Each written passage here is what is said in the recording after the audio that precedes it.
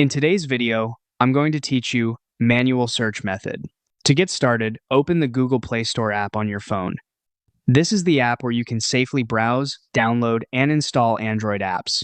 If you don't already see it on your home screen, you can usually find it in your app drawer. Make sure you're connected to the internet so the store can load properly and show the most up-to-date results. Once the Play Store is open, tap the search bar at the top of the screen. This is where you can enter the name of the app you want to find. Taking this manual search approach is helpful because it lets you directly look up a specific app instead of browsing through categories. Now type Evernote into the search bar, then press search on your keyboard. After a moment, a list of results should appear. Look carefully through the results and select the official app developed by Evernote Corporation.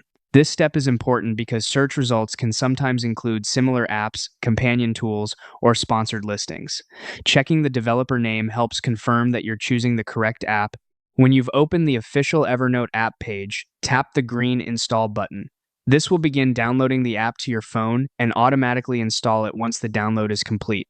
Depending on your internet speed, this may take just a few seconds or a little longer. After installation finishes, the app will be ready to open from the Play Store or from your home screen or app drawer.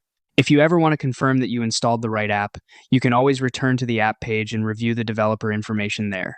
That's the manual search method for finding and installing Evernote from the Google Play Store.